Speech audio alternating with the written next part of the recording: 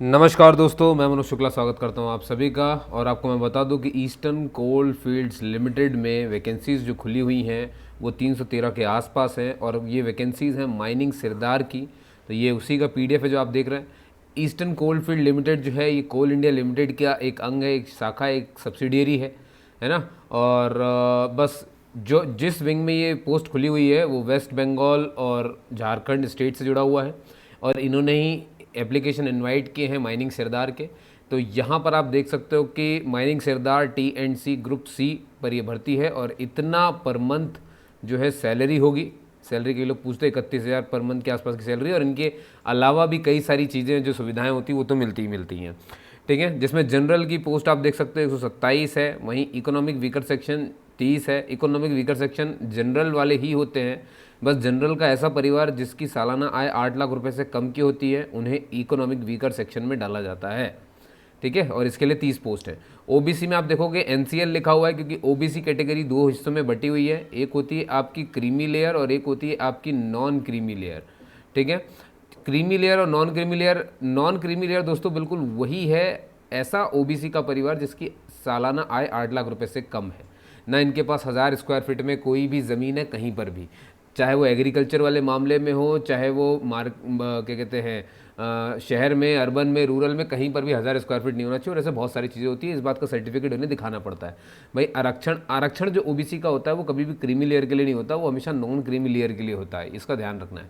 Creamy layer कौन है दोस्तों? क्रीमी लेयर वो है परिवार जो 8 लाख रुपए से ऊपर है, मतलब इनको ओबीसी कैटेगरी से फ़ायदा नहीं मिलता। तो ये कहाँ जाते हैं फॉर्म भरने? इनको एज अ जनरल कैटेगरी भरना पड़ता है, यानी ये वो लोग हैं जिनको 1000 रुपये देने ही पड़ेंगे। ठीक है, लेकिन ये किसके लिए ध्यान रखना, उसमें भी मेल कैटेगरी, फीमेल को तो कुछ भी नहीं देना है। फीमेल चाहे किसी भी कैटेगरी की हो, उनको इसमें कोई भी चार्ज नहीं है। SC के लिए भी कोई चार्ज नहीं है और ST के लिए भी कोई चार्ज नहीं है। ठीक है, इसका ध्यान रखना है।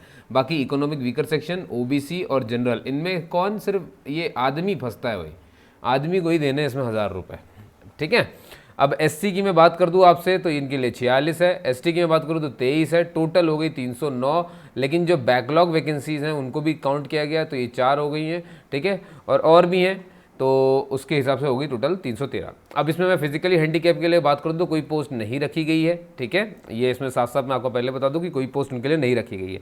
तो मैं इस पूरे नोटिफिकेशन को आपको समझाने वाला हूँ, ज़्यादा टाइम नहीं लूँगा। और कहाँ मिलेगा नोटिफिकेशन, लिंक वगैरह सारी आप चले जाना, सारी की सारी मैं आपको डिस्क्रिप्शन में, इसके डिस्क्रिप्शन तो खोलना आता होगा, नहीं आता है तो कोई बात नहीं, डिस्क्रिप्शन कहाँ होता है वो भी बता दूंगा, अभी यूट्यूब चैनल पर दिखाऊंगा ये आपको। ठीक है, चलिए भाई, तो यहाँ पर खास पॉइंट इतना है दोस्तों कि फीस जो है ना, एक बार आपने पे कर दी तो नॉन रिफंडेबल है, वो वापस नहीं होगी। और दूसरी बात ये है कि यहाँ देखिए, ये पॉइंट मैंने यहाँ पे ऑलरेडी आपके लिए पूरा पढ़ दिया, मैंने आपको कुछ भी पढ़ने की जरूरत नहीं है। जितने येलो येलो मार्क है बस यही काम किए हैं आपके। ठीक है, उन्हीं को समझाने के लिए आपको ये PDF लेके आओ, बस मतलब कुछ ही मिनटों में मैं आपके लिए सारे बड़े बड़े PDF को शॉर्ट करता हूँ। यही मैं करता हूँ डिस्कशन विद मनोज में। ठीक है, और अगर आपको बहुत डिटेल में पढ़ाई वाला जो मेरा चैनल है वो है गायत्री एजुकेशन क्लासेस, वहाँ पर जाइए आप, वहाँ पर मैं आपको पढ़ाता हुआ दिखूंगा। ठीक है, मैं दोनों चैनल अभी आपको दिखाऊंगा, आप उसमें देखना। अब देखिए दोस्तों, तो हम बात कर रहे थे कि हैंडीकैप के लिए क्या है, तो यहाँ पर ये तीसरा पॉइंट इन्होंने बनाया हुआ है जिसमें कहा गया है कि भाई जो फिजिकली हैंडीकैप हैं नॉट सुटेबल, जो वैकेंसीज हैं वो सुटेबल नहीं है फिजिकली हैंडीकैप के लिए, ना ही कलर ब्लाइंड के लिए, तो ये लोग अप्लाई ना करें, not to apply for the same. ठीक है, तो इसका ध्यान रखना है। अब एजुकेशनल क्वालिफिकेशन की बात करें दोस्तों, देखिए बनी बात है 12वीं की मार्कशीट मांगी गई है। अब क्योंकि माइनिंग सरदार की पोस्ट है तो आपको ये सब चाहिए, जैसे कि वैलिड माइनिंग सरदार सर्टिफिकेट हो गया, है ना। और अगर ये नहीं है तो देखो नीचे के 2 चीज़ तो होनी ही होनी चाहिए ना, सेकंड, थर्ड और फोर्थ, क्योंकि यहाँ पर देखो और लगा हुआ है, लेकिन ये और कैसे लगा वो ध्यान सुनना। या तो आपने डिग्री की हो या डिप्लोमा लिया हो माइनिंग इंजीनियरिंग में, तो बनी बात है आपके पास 12 तो है ही है। ठीक है, तो मतलब ये पहला पॉइंट तो आ ही गया और साथ में डिग्री भी आ गई, मतलब ये वाला पॉइंट हो गया, सर्टिफिकेट आ गया ना। ठीक है, तो कहने का मतलब कुछ लोग अलग से ये सर्टिफिकेट लेते हैं, डिग्री और डिप्लोमा नहीं लेते हैं। तो किसी के पास अगर वैलिड माइनिंग सरदारशिप सर्टिफिकेट है तो वो भी अप्लाई कर सकता है, और अगर ये नहीं है तो किसी ने माइनिंग इंजीनियरिंग की है वो भी अप्लाई कर सकता है। ठीक है, लेकिन ये 2 मस्ट हैं, ये देखो नीचे सेकंड और थर्ड यहाँ के और यहाँ के, देखो यानी गैस टेस्टिंग सर्टिफिकेट चाहिए वैलिड वाला, ऐसे ही वैलिड फर्स्ट एड सर्टिफिकेट भी चाहिए और ये यहाँ पर भी चाहिए। मतलब किसी भी हालत में ये 2 तो आपके पास होने चाहिए और साथ में माइनिंग का सर्टिफिकेट होना चाहिए, 12वीं का सर्टिफिकेट होना चाहिए। ठीक है, ये हो गई एजुकेशनल क्वालिफिकेशन। एज लिमिट की बात करो दोस्तों, देखो 18 मिनिमम रखी गई है और 30 साल मैक्सिमम है, इससे ऊपर की नहीं है। तो आप अपनी एज देख करके, अपनी चीज़ों को देख करके आप इसे अप्लाई कर दो। ठीक है, और मैं आपको एक चीज़ और बता दूं कि इसका जो लास्ट डेट है भरने का वो 10 मार्च है ना, 10 मार्च 2022। ये क्या है दोस्तों, ये है आपकी लास्ट डेट। ठीक है, ईस्टर्न कोलफील्ड लिमिटेड में भर्ती होने की एज अ माइनिंग सरदार। अब सबको छूट मिलती है तो मैं वही बता देता हूँ आपको। देखो जो SC ST है उनको 5 साल की छूट मिलेगी जो हर बार मिलती है। OBC के नॉन क्रीमिलियर मालूम है ना, जो आरक्षण दिखा रहे हैं, और इनको भी सर्टिफिकेट दिखाना पड़ेगा कि SC के हैं, इनको भी दिखाना पड़ेगा, और OBC को नॉन क्रीमिलियर का भी दिखाना पड़ेगा। इनको 3 साल की छूट मिलती है। ठीक है, और महिलाओं को या फिर जो डाइवोर्स्ड हैं, जिनका तलाक हो चुका है ना, या कोई ऐसी विधवा महिलाएं हैं, तो या ऐसी महिलाएं जिन्होंने दोबारा शादी नहीं की है, तो उनके लिए भी है ये फॉर्म खुला हुआ। आपके लिए तो मालूम है ना, कोई भी फ़ी है ही नहीं, आपको तो पता है, वुमेन तो चाहे कोई भी फीस है ही नहीं। ठीक है ना, तो ऐसे लोगों के लिए जो है जनरल कैटेगरी की अगर ऐसी महिलाएं हैं तो उनके लिए 35 साल की मैक्सिमम एज रखी गई है, मतलब वो इतनी उम्र तक भर सकती हैं। ठीक है, इतनी उम्र अगर आपकी मैक्सिमम है तो आप भर सकते हो। तो वैसे तो नॉर्मल 30 है, आपके लिए 35 कर दी गई। और इनकेस अगर ऐसी महिलाएं SC ST से आती हैं, इस तबके से आती, तो इनको 40 साल के लिए 40 साल तक ये भर सकती हैं, ऐसा है। इनकी मैक्सिमम एज 40 साल हो जाएगी। ठीक है, और भाई ये हो गई एक्स सर्विसमैन वाली नीचे हो गई कि इन्होंने कम से कम जो है इनके लिए कितनी नौकरी रहेगी, वो है कि पीरियड ऑफ मिलिट्री सर्विस और साथ में 3 साल। ठीक है, इतनी छूट मिल जाती है इनको। और जो जम्मू कश्मीर से बिलोंग करते हैं और वहाँ पर डोमिसाइल रहे हैं, है ना, बस भाई उनके लिए मिल जाएगा 5 साल का। ठीक है, चलिए और नीचे ले चलता हूँ मैं आपको। और अगर कोई डिपार्टमेंट में है, देखो ये पॉइंट उसी के लिए है ना, मार्क कर दिया है मैंने। किसी डिपार्टमेंटल कैंडिडेट यानी जो पहले से कोल इंडिया की किसी भी कंपनी में काम कर रहे हो तो उन्हें डिपार्टमेंटल माना जाएगा, और उनके लिए कोई भी एज बार नहीं है, मतलब उनकी उम्र कितनी भी हो वो अप्लाई कर सकते हैं, उनके लिए पूरी छूट है दोस्तों। ठीक है, अब देखिए एप्लीकेशन फॉर्म कैसे भरना वो मैं बता देता हूँ आपको सबसे पहले तो आपका मोबाइल नंबर बहुत वैलिड और चालू रखना है, और दूसरा आपका ईमेल आईडी। ठीक है, ईमेल आईडी, ये 2 चीज़ें आप अपनी एक्टिव रखेंगे, क्योंकि इसी के माध्यम से वो आपको एडमिट कार्ड की जानकारी देंगे। ठीक है, और आप चिंता नहीं करो, एडमिट कार्ड कब आएगा मैं इसी चैनल पर तुरंत बताऊंगा, क्योंकि मैं ये साइट्स देखता रहता हूँ। तो आपको इसे सब्सक्राइब करके रखना है। जितनी जल्दी आप चाहें कि आपके पास नोटिफिकेशन आए तो बेल आइकन और सब्सक्राइब करके ज़रूर रखो दोस्तों। शेयर ज़रूर करो, क्या पता कि इसके काम को अगर आप ही काम का नहीं हो तो कोई बात नहीं, आप आगे से आगे बढ़ा दो, दूसरा इसे इस्तेमाल कर लेगा। और मैं यहाँ पे सिर्फ यहाँ पर इन्फॉर्मेशन देता हूँ और PDF को समझाता हूँ, छोड़ता नहीं हूँ कि बस ये जॉब आई है ये कर लो ये कर लो। ठीक है, मैं पूरा समझाता हूँ आपको कि अगर किसी को कुछ समझना है जो भी है, और कहीं कोई डाउट रह जाए तो आप मुझसे पूछ सकते हैं। और दोस्तों बिल्कुल आप फ्री हैं, अगर इनकेस आपको कोई भी नोटिफिकेशन ऐसा है किसी भी एग्जाम के बारे में जानना है, आप तो भी कमेंट कर दीजिए, अगला वीडियो मैं उसी का बनाऊंगा। ठीक है, तो आप बिल्कुल फ्री हैं कमेंट करने के लिए कि कोई नोटिफिकेशन आपको समझ में नहीं आया, कोई भी डाउट है उसमें, मेडिकल से रिलेटेड, फिजिकल से रिलेटेड, है ना, मापदंड कुछ भी हो सकते हैं, pattern of exam, exam fees, centre of exam, कुछ भी हो आप मुझसे पूछ सकते हो। चलिए अब इंस्ट्रक्शन की बात करते तो जैसे मैंने आपको कहा मोबाइल आईडी इन्हीं से वो आपको एडमिट कार्ड वगैरह सब सेंड करेंगे। मेल से ही ज़्यादा बात करते हैं, ये होता है। और याद रखें जब आप एप्लीकेशन भर रहे हो तो आप अपना नाम और अपनी डेट ऑफ बर्थ, और जब माता पिता के नाम भरें तो वो बिल्कुल 10th की क्लास की मार्कशीट से मिलना चाहिए, उसमें स्पेलिंग एरर नहीं हो चाहिए, क्योंकि अगर ऐसा हुआ तो आप चेंज नहीं कर पाओगे, ये आपको ध्यान रखना है। ठीक है, और भाई ये है कि लास्ट डेट तक आप वेट ना करें, क्योंकि देखो इनने पॉइंट ये दिया हुआ है, क्योंकि क्या है कि विंडो इनकी जो है आपको मालूम है ट्रैफिक बहुत हो जाता है, तो फिर भर नहीं पाते, फॉर्म खुलता नहीं हो, नहीं तो आमतौर पे होता ही है।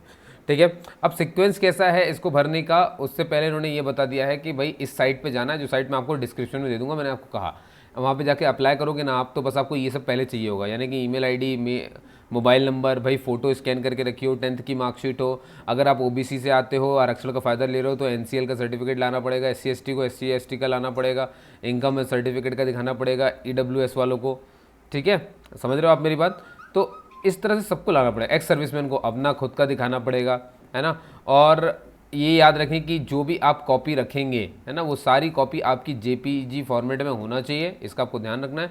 पेमेंट आपको 1000 करनी है लड़कों को, है ना, OBC के और क्रीमी लेयर वाले OBC, और क्या बोला था मैंने, जनरल वाले, है ना, और EWS, इनको जो है इनको तो फीस देनी है 1000 रुपये, तो ये तो भरेंगे। ठीक है। और फोटो जो है आपकी 3 हफ्ते पुरानी नहीं होनी चाहिए। यहाँ पे हफ्ता लिखा है दोस्तों, है ना, समझ रहे हो, महीने से भर से भी कम का बोल रहे हैं। और अगर आपने जो भी साइन किया कभी भी कैपिटल में साइन मत करना, कैपिटल लेटर में मत करना, बिल्कुल वो जो आप करते हो ना कर्सिव में घसीट देते हो ऐसे करके, ऐसे वैसे ही वाली होना चाहिए। और वो भी जेपीजी फॉर्मेट में होना चाहिए, और वो भी ब्लैक इंक से किया हो। साफ साफ बोल दिया ब्लैक, मतलब ब्लू ब्लू से करना मत भैया। जब ब्लैक लिखा है तो ब्लैक ही मानेंगे हम। ठीक है। भरना कैसे दोस्तों, जैसे ही आप इसके पोर्टल पे जाओगे ना तो आपको आई एग्री का बटन दिखेगा। ठीक है। चलो मैं एक काम करता हूँ, आपको थोड़ा सा दिखा देता हूँ कि कहाँ पर आपको भरना है ना। ये देखो, ये आ गया मैं इस पोर्टल पे, ये है उसकी साइट। ठीक, ये है दोस्तों ईस्टर्न कोलफील्ड लिमिटेड। ठीक है ना। इसमें आप नीचे जैसे ही जाएंगे तो आपको ये दिख रहा है यहाँ पर, ये रहा, है ना। ये देखो, मैं यहाँ पर थोड़ा सा आपको जूम कर देता हूँ। ये दिख रहा है आपको, ये देखिए रिक्रूटमेंट पोर्टल, है ना, ये रिक्रूटमेंट पोर्टल लिखा हुआ। बस इसी में आपको क्लिक करना है। जैसे ही आप क्लिक करोगे एक नए विंडो में आप आ जाएंगे। ठीक है। और ये है वो विंडो। ठीक है। यहाँ पर इन्होंने दिख रहा है आपको, ये यहाँ पे जो लिखा है ना, आई एग्री, एक सेकेंड, ये देखो, ये दिख रहा है आपको। जैसे ही आप इस पेज पे आओगे ना तो ये आई एग्री लिखा है, फिर स्टार्ट, पहले आई एग्री और आई स्टार्ट करना है, बटन प्रेस कर देना है। ठीक है। मैं यहाँ पे दिखाता हूँ कैसे क्या है। ये देखो, ये हाउ टू अप्लाई में जैसे ही आप आओगे ना नीचे की तरफ, ये देखो आई एग्री पे पहले तो क्लिक करना पड़ेगा, मतलब जैसे यहाँ पे क्लिक कर दिया और फिर यहाँ पे स्टार्ट करना है। तो जैसे ही अंदर जाओगे तो वहाँ पे आपको बेसिक अपनी चीज़ें भरनी है। और यहाँ पे देखो लिखा ही इन्होंने कि स्टेप 2 स्टेप में आपको इसे भर के दिखाना है। भाई पहले वाले स्टेप में क्या लिखा है कि आपको पासवर्ड वगैरह जनरेट होगा तो वो आपको भेज देंगे वो मेल पे, तो उसको लेना है और दोबारा से री लॉग इन करना है। देखो लिखा है ना, सेकंड वाले स्टेप में री लॉग इन करना है। तो पहले तो हम रजिस्ट्रेशन करते हैं पासवर्ड और आईडी के लिए। ठीक है। और फिर वो हमारे मेल में आता है, उसको उठाते हैं और फिर हम लॉगिन करने जाते हैं। और फिर हमें जो है पर्सनल डिटेल, क्वालिफिकेशन डिटेल अपनी सब भरना है, फोटो सिग्नेचर अब भरना है, और वहीं पे फीस, यानी कि सारा फॉर्म का जो भी काम है वो सब कुछ सेकंड स्टेप में होता है। पहली स्टेप में तो हम सिर्फ पासवर्ड और आईडी ले रहे होते हैं। ठीक है दोस्तों, चलिए अब वापस आ जाते हैं। तो ये पीडीएफ है जो मुद्दा मैं आपको समझा रहा था। तो मतलब आप कोई भी आरक्षण का फायदा उठा रहे हो तो उसको आपको सर्टिफिकेट दिखाना पड़ेगा। एक्स सर्विसमैन को एक्स सर्विसमैन का दिखाना पड़ेगा, उसमें उसे छूट नहीं मिलेगी। ठीक है। तो यही मैंने आपको बताया थोड़ी देर पहले कि आई एग्री पे क्लिक करके स्टार्ट बटन पे चले जाना। ठीक है। फिर री लॉग इन करना है, पासवर्ड आईडी आपके पास आ ही जाएगा, उसको लेकर के री लॉग इन करना। ठीक है। जैसे ही री लॉग इन करोगे तो एप्लीकेशन आएगा, इस तरह से लिखा मिलेगा गो टू एप्लीकेशन फॉर्म, तो इस पर क्लिक कर देना, पूरा भर देना, फोटो सब लगा देना, फिर एक बार चेक रिव्यू कर देना फाइनल सबमिशन से पहले। ठीक है। और आखिरी में ये देखो लिखा है ना फाइनल सबमिट, बात ही खत्म, है ना। फाइनल सबमिट कर दोगे तो उसके बाद तुरंत ही आपके पास पेमेंट की विंडो ओपन हो जाएगी, वो भर देना, और उसके बाद आखिरी में प्रिंट आउट ले लेना, वो रखे रहना, वो जगह जगह पर काम आएगा। अब बात करते हैं दोस्तों कि सिलेक्शन कैसे होना है, तो वो समझ लीजिए। सिलेक्शन होगा दोस्तों आपका, पहले होगा कंप्यूटर बेस्ड टेस्ट, है ना, जिसमें कि जो है 50 मल्टीपल क्वेश्चंस रहेंगे, आपको दिख रहे हैं, और एक एक मार्क्स के हैं, मतलब 50 नंबर के हो गए। 50 नंबर का सीबीटी होगा दोस्तों। ठीक है। इसमें आपको पास होना होगा, है ना, ये आपको ध्यान रखना है। और जैसे ही जो लोग सीबीटी में पास होंगे, है ना, उनके लिए उनको फिर जाना पड़ेगा कहाँ, उनको जाना पड़ेगा इनिशियल मेडिकल एग्जामिनेशन, यानी उनका फिर मेडिकल एग्जामिनेशन होगा। ठीक है। मेडिकल एग्जामिनेशन होगा, मेडिकल एग्जामिनेशन में जो लोग फिट आएंगे वही आगे जाएंगे, और जो लोग अनफिट आएंगे उनको डिस्क्वालीफाई कर दिया जाएगा, समझ गए। और इसी आधार पर फिर जो है मेरिट लिस्ट तैयार कर दी जाएगी। 1000 रुपये मैंने बता दिया है, 1000 रुपये देने ही देने हैं भाई, इसमें कोई मामला ही नहीं है। और ये देखो नो फी है किसके लिए, एसटी, एक्स सर्विसमैन और महिलाओं के लिए। ठीक है। इनके लिए कोई फीस नहीं रखी गई है। बॉन्ड की बात करें दोस्तों, 1 लाख रुपये का बॉन्ड है, 1 लाख रुपये का बॉन्ड रखा गया है। 1 लाख ही है ना, लेकिन मैंने, हाँ 1 लाख ही है। 1 लाख का बॉन्ड बनाया गया है, और ये 3 साल तक का बॉन्ड भरा जाएगा। 1 लाख बॉन्ड मतलब क्या होता है यहाँ पर, इसका मतलब ये है कि अगर आपने 3 साल सिलेक्ट होने के बाद 3 साल नौकरी नहीं की, है ना, और बीच में छोड़ दिया, अपॉइंटमेंट मिलने के बाद बीच में छोड़ा, तो आपको 1 लाख रुपये सबमिट करना पड़ेगा, समझ गए, ये इसका मतलब होता है। अब ये जनरल इंस्ट्रक्शन है दोस्तों की क्या है भाई, कि चीटिंग वीटिंग और गलत जानकारी मत भरना, ये सब आपको बिल्कुल बूढ़ी दादी की तरह समझाते हैं यहाँ पर ये लोग। ठीक है। और जो लोग गवर्नमेंट सेक्टर से हैं, यानी सरकारी नौकरी में हैं, और वो इस फॉर्म को भर रहे हैं, तो उन्हें एनओसी लेकर के आना पड़ेगा, ये उन्हें पता ही होगा। ये कहीं और दूसरी जगह पर एग्ज़ाम देने से पहले अपने ही डिपार्टमेंट से नो ऑब्जेक्शन सर्टिफिकेट एक बनवा के साइन करवा के लाना पड़ता है। इसमें ये लिखा होता है कि हाँ हम, जिसमें आपके बॉस ये बोलते हैं कि भाई हाँ हमें आपत्ति नहीं है अगर ये दूसरी जगह जाकर के सरकारी या कोई भी एग्ज़ाम दे रहे हैं, तो नो ऑब्जेक्शन सर्टिफिकेट लगता है। ठीक है। और EWS वाले मैंने बता दिया आपको, इनकम एंड एसेट सर्टिफिकेट, क्योंकि भाई गरीबी रेखा से नीचे, मतलब 8 लाख रुपए से नीचे की आय है, तो वो कौन प्रमाणित करेगा, वो एक प्रमाण पत्र प्रमाणित करेगा जिसके पीछे जांच होती है, सब होता है कि हाँ भाई EWS में है कि नहीं है। ठीक है दोस्तों। और यहाँ पर कुछ और जानकारियाँ हैं इसमें ये बताया गया है कि कितने कितने मार्क्स आपको स्कोर करने हैं। तो अगर आपको पास होना हो सीबीटी में, यानी कि कंप्यूटर बेस्ड टेस्ट, यानी कि पहला टेस्ट यानी कि रिटन टेस्ट, तो उसमें जनरल, ओबीसी और ईडब्ल्यूएस को 40% अंक लाने हैं। ये ध्यान रखना है, 40% अंक लाने हैं। किसको? जनरल को, ओबीसी को और ईडब्ल्यूएस में। मतलब पहला स्टेप तभी पार हो गया आप जब आप 40% ले आओगे जनरल, ओबीसी और ईडब्ल्यूएस वाले पहले स्टेप में। और एससी एसटी को कितने लाने हैं? उनको लाने 30%। समझ गए आप? ठीक है। अब मान लो किसी दो इंसान के 30% एक जैसे मार्क्स आ गए, अब क्या करें? हम किसको लेंगे? तो यहाँ पर देखो टाई के बारे में लिखा है कि अगर टाई हो जाए तो 3 तरीके के टाई हो सकते हैं। पहला, जैसे ही पहला टाई होगा तो सबसे पहले क्या करेंगे आपको मालूम है? Older date of birth. मान लो दो लोग के एक जैसे नंबर आ गए तो हम ये देखेंगे किसकी उम्र ज़्यादा है। जिसकी ज़्यादा होगी उसको पास कर देंगे और एक को फेल कर देंगे। मान लो ऐसा हो जाए कि दोनों की उम्र भी एक आ जाए, तब क्या करेंगे? अगर दोनों की उम्र एक जैसी आ गई तो फिर हम ये देखेंगे कि किसने सीबीटी में यानी कि रिटन टेस्ट में किसने सबसे ज़्यादा नंबर लिए हैं। ठीक है, ये मैं पूरे मेरिट लिस्ट की बात कर रहा हूँ दोस्तों। मेरिट लिस्ट में अगर कोई ऐसा हो जाए कि दो लोग के एक जैसे कहना चाहिए परसेंट आ गए, है ना, तो आप समझ गए ना, दो लोग के परसेंट आ गए तो हम देखेंगे रिटन में कौन सा, रिटन में भी वो भी डोमेन, यानी जिस फील्ड से आप भर रहे हो ना, डोमेन यानी माइनिंग में, खास तौर पे माइनिंग में किसके ज़्यादा नंबर है हम उसको प्रेफरेंस देंगे। ठीक है, और अगर नंबर भी सेम हो, पहले तो हम उम्र देखेंगे, उम्र अगर एक जैसी होगी तो फिर हम देखेंगे कि माइनिंग में किसके ज़्यादा नंबर है, उसको आगे कर देंगे। और मान लो कि माइनिंग में भी सेम नंबर हो गए, उम्र भी सेम हो गई, तो अब क्या करेंगे? अब आखिरी में दोस्तों फिर हम देखेंगे कि परसेंटेज उनके 10वीं के किसके ज़्यादा किसके कम है। समझिए, मतलब 10वीं के परसेंटेज आखिरी में देखे जा रहे हैं। पहले उम्र देख रहे हैं, फिर माइनिंग के अभी जो पेपर हुआ आपका सीबीटी में उसमें कितने किसने लेके आए वो देखेंगे, उसके बाद देखेंगे 10वीं के मार्क्स। ठीक है, फिर शॉर्ट लिस्टेड कैंडिडेट जितने भी होंगे जो क्वालिफाई कर लेंगे सीबीटी को, उनका मेडिकल एग्जामिनेशन होगा, तो मैंने आपको बता दिया, उस हिसाब से उनकी भाई मेरिट लिस्ट तैयार हो जाएगी। और फिर जितने भी शॉर्ट लिस्टेड कैंडिडेट होंगे मेडिकल में, है ना, उनको अपनी हार्ड कॉपी, सारी हार्ड कॉपी, मतलब सारी, चाहे वो 10th हो, ग्रेजुएशन हो, एससी का सर्टिफिकेट, एसटी का certificate, domicile, what ever it is, वो आपको उनको दिखाना पड़ेगा। समझ गए दोस्तों?